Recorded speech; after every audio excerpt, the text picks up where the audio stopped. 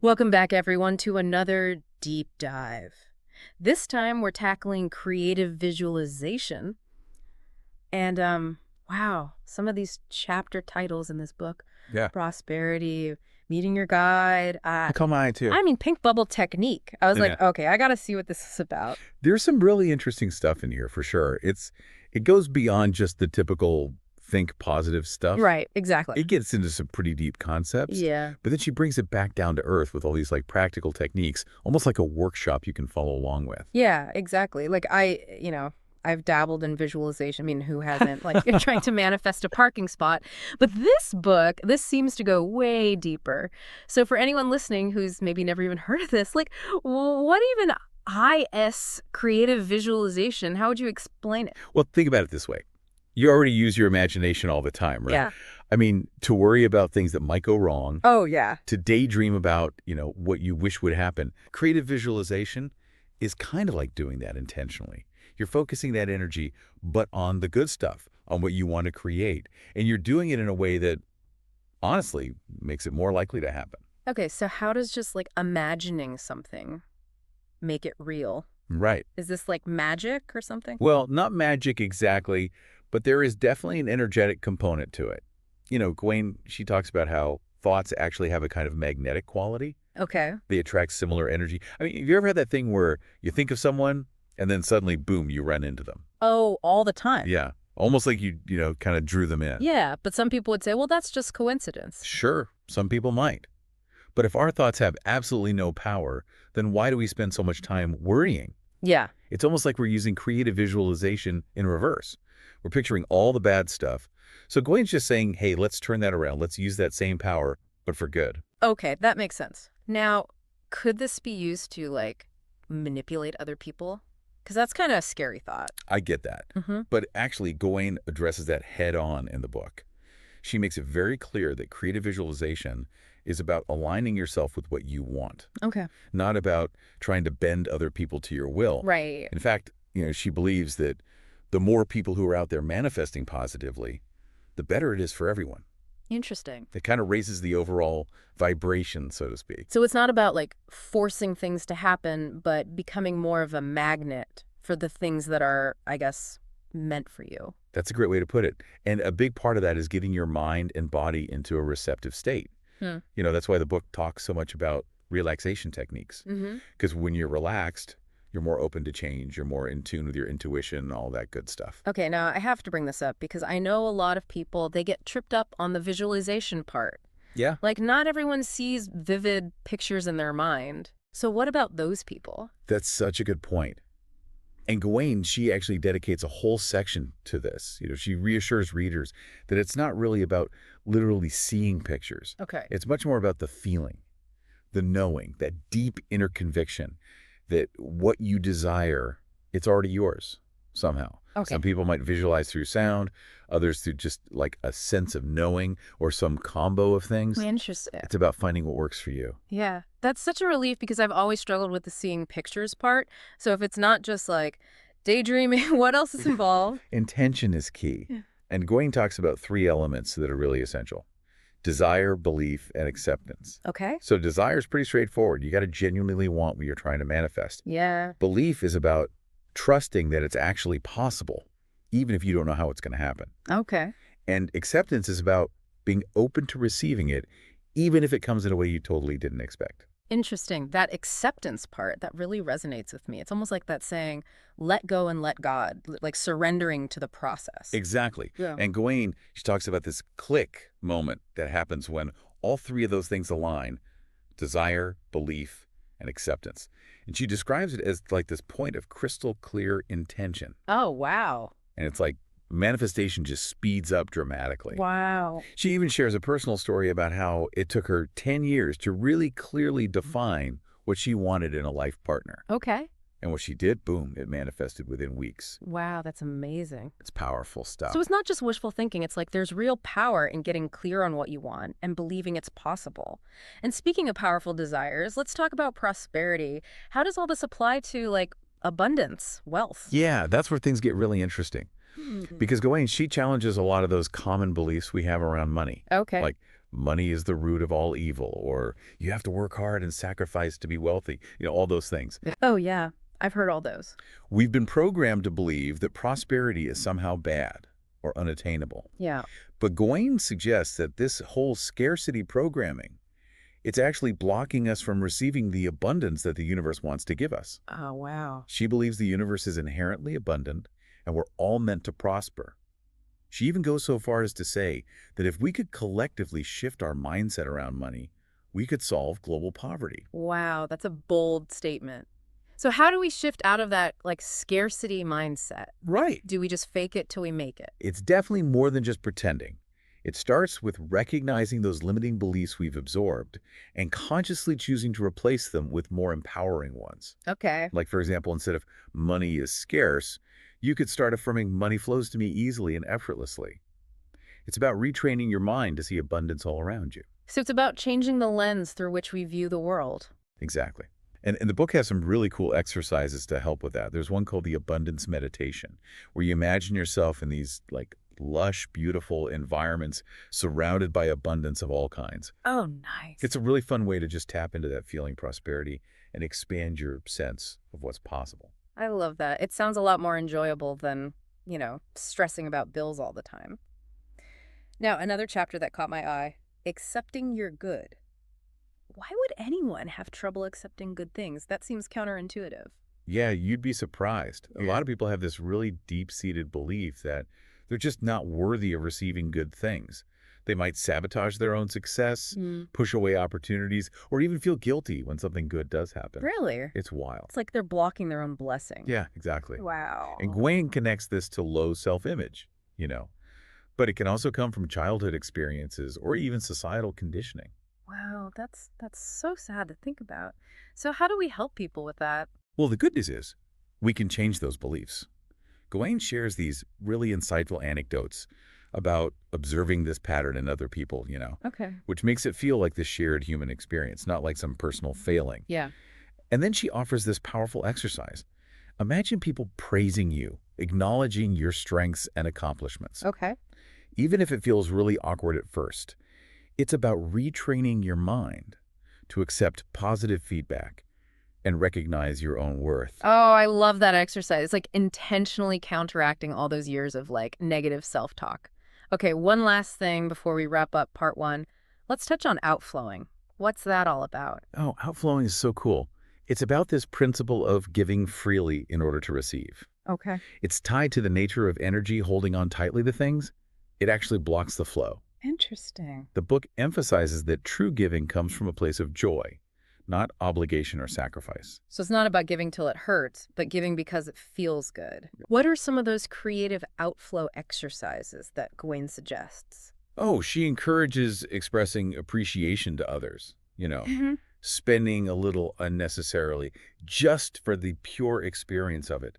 Even tithing your income to support causes you believe in. It's about consciously choosing to be a source of abundance, knowing that what you give will ultimately come back to you in different forms. And she's really clear, giving should feel good, never depleting.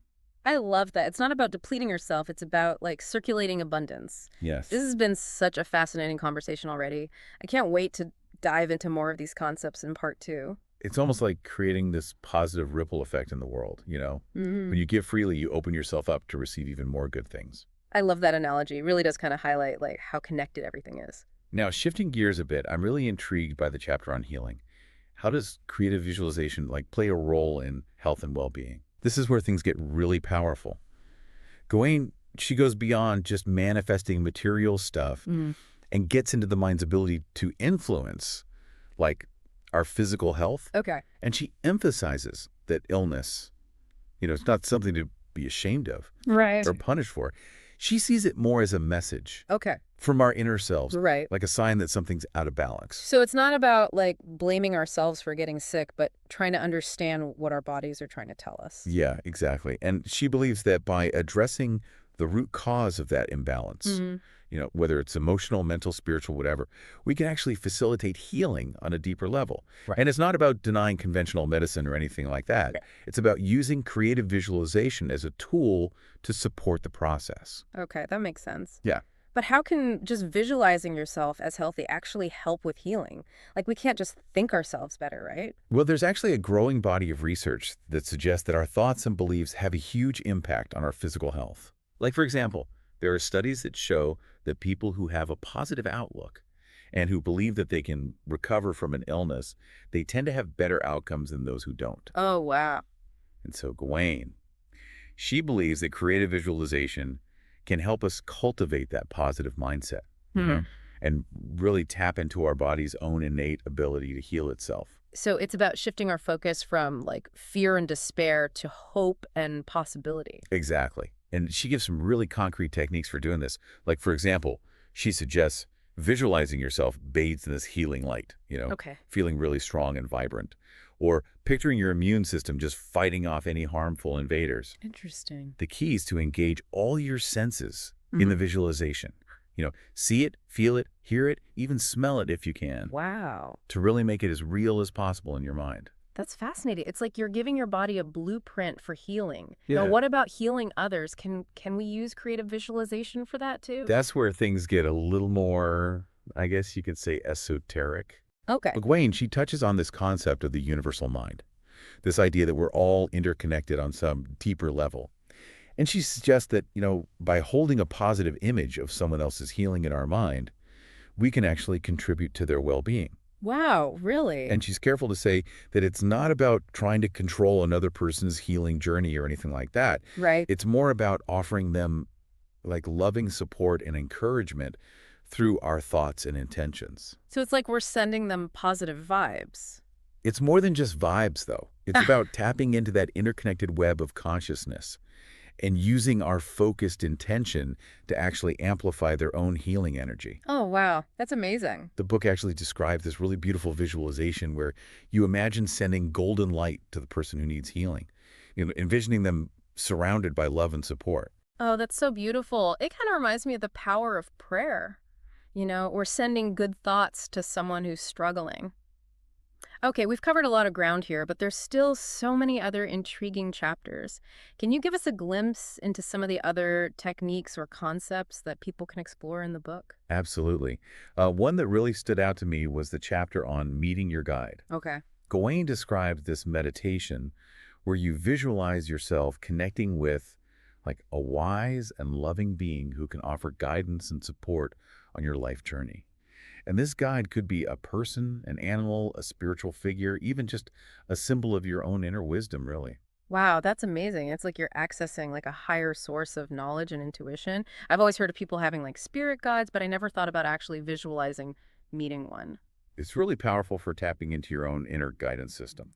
And then there's the pink bubble technique, which is, honestly, it's just a fun and playful way to manifest your desires. Yeah. You imagine placing your wish, whether it's a material object or an experience you want, or even like a character trait you want to develop, inside a pink bubble. Okay. And pink is associated with the heart chakra, so it infuses that vision with love and positive energy. Oh, that's cool. And then you release that bubble into the universe, Huh. symbolizing your trust in the process and your willingness to kind of let go of any attachment to the outcome. So it's like sending your dream out there with a little extra boost. Yeah, exactly. And what I love about all of Gawain's techniques is she really encourages people to adapt them, Yeah. to their own unique needs and preferences. Yeah. She's not presenting some rigid system.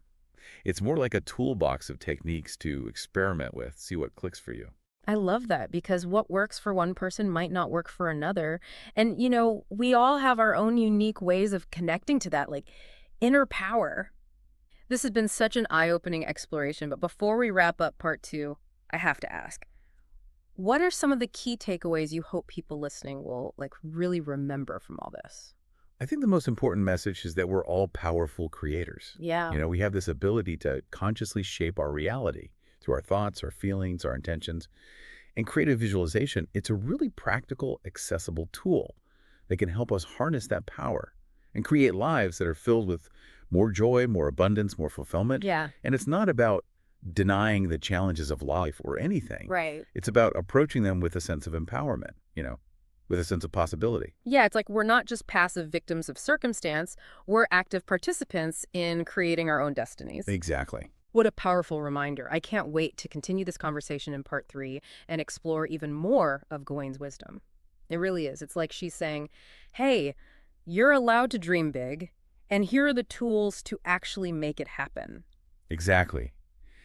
And that brings us to one of my favorite concepts in the whole book, this idea that our lives, Mm. they are our greatest works of art. Oh, I love that. It really does. It reframes everything. It does, right. Instead of just like going through the motions, we're these conscious creators. We're shaping our experience with intention, with purpose. Yeah. Gawain, she encourages us to, approach life with this sense of playfulness, Oh, really? experimentation, like constantly exploring new possibilities, expressing our unique creativity. So it's not just about manifesting like specific outcomes, but about cultivating that mindset of creative expression in everything we do. Yes. It's about putting that passion and purpose, that spark of, I don't know, divine inspiration into every single thing. I've tried visualization in the past, but I always get kind of discouraged when things don't manifest exactly as I pictured them. Oh, I've been there. That's so common. Yeah. But Gawain, she reminds us that, honestly, sometimes the universe has a bigger plan than we can even grasp. Mm. Sometimes what we think we want is actually blocking us from something even better. Interesting. So she says, trust the process, even when things don't go exactly according to your plan, and stay open to those unexpected detours, the surprises that life throws at you. That's such a good point. It's about surrendering to the journey, not just fixating on the destination. 100%. Mm. And that brings us back to intention. It's not just about setting a goal and then passively waiting for it to magically appear. Yeah. It's about like actively aligning your thoughts, your feelings, your actions with that desired outcome. And then trusting that the universe will meet you halfway in the way that's most perfect for you. So we're co-creating with the universe, not trying to like force it to bend to our will. Exactly. That's a beautiful way to put it. And that's what's so empowering about this whole creative visualization thing. It reminds us that we have a say in how our lives unfold. Right. We're not just pawns in some cosmic game. Yeah. We're active players with the power to create our own reality. Wow. I don't know about you, but I'm feeling incredibly inspired right now. This whole deep dive has just totally shifted my perspective. Me too. It's a good reminder that we all have that power within us, just waiting to be unleashed. Yeah, absolutely. Well, listeners, we've explored some pretty deep concepts today, but we hope you've come away with a sense of hope, empowerment, a renewed belief in your own creative potential. Remember, like Gawain says, your life is your greatest work of art. Mm. So embrace that journey, Mm. trust the process, and never, ever stop creating the reality that you desire. Beautifully said. Thank you so much for sharing your wisdom and insights with us today. It's been such a pleasure diving into this book with you. Oh, the pleasure was all mine. I love these conversations. Yeah. And to all our listeners, thank you for joining us on this journey of discovery. We hope you've gained some valuable tools and perspectives to help you manifest your dreams and create a life that you truly love.